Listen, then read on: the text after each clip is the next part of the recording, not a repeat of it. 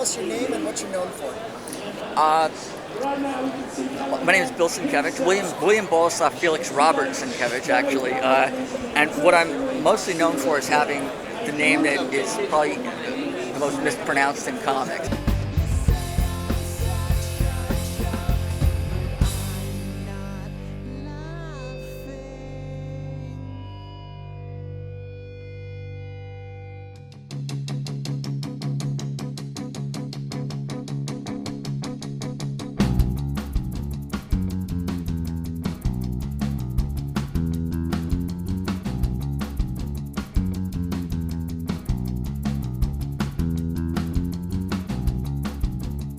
How'd you get into comics? The same way that Arthur Miller got into playwriting, it chose him. Comics chose me.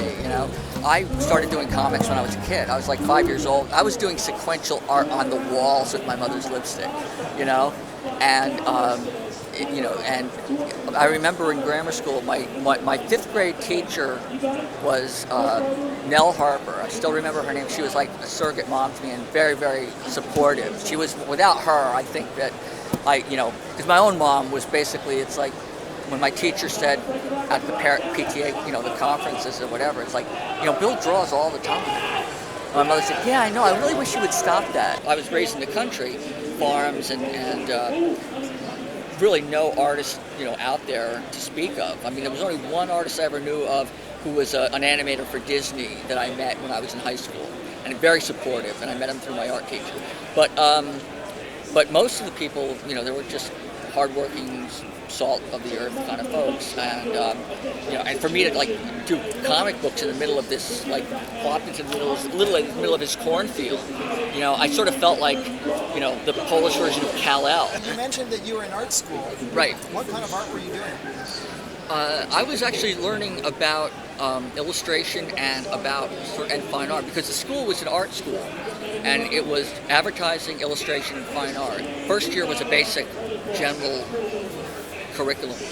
Second year you had to choose between illustration, fine art, or advertising, and I said, well, I want some of each one.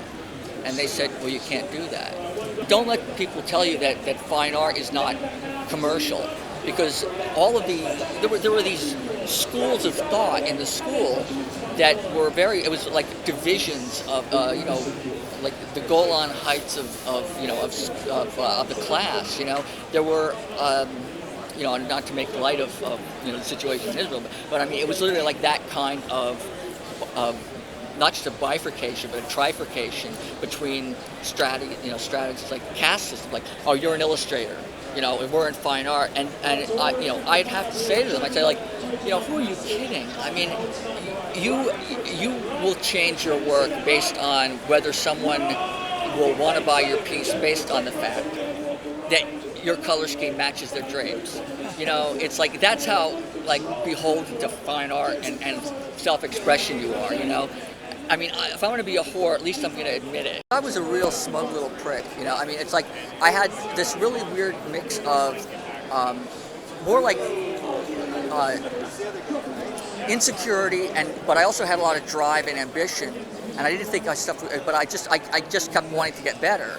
But I also felt like there were a lot of people in my own class who were really sort of not taking it seriously, and I feel like art is like tennis, or golf, or any you bring your A game when the people that you're playing with or against are good, so it just raises the ante. So I decided I didn't want to be left with a bunch of people who really didn't care what they really didn't seem to be interested in what was art or creation or whatever.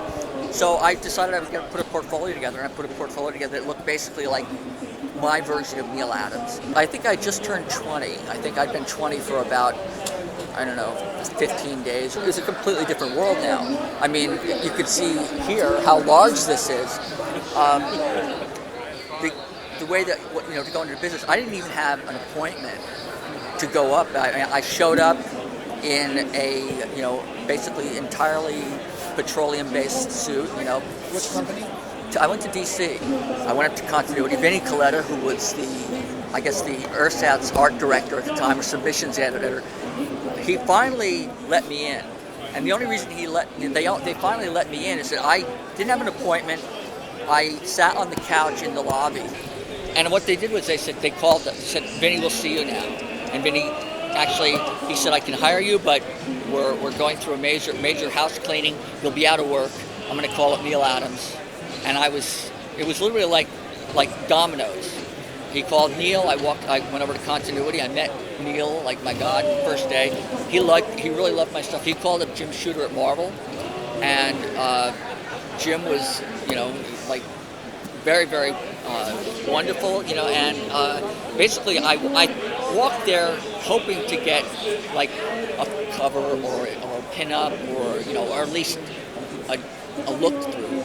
But I ended up kind of really with a career. Can I insert a quote from Neil about that day? Oh, really? Yeah. I didn't even, what did he say? So Neil says, he had a lot of guys working for him, and he was actually training these guys to draw like him, And he says, this guy comes in, and he says, this guy learned more from me without me training him than any of the guys I ever trained. Really? I never heard that. Yeah. Really? And then he says when he called Jim Shooter, he says, Jim, this is Neil Adams. He says, I never send guys over there. I never tell you need to look at somebody's work. He says, right? And Jim says, yeah, absolutely. He says, why? He says, I got a kid over here. I'm going to send him over there. You need to look at his. You don't need to just look at his work. You need to hire him before the competition.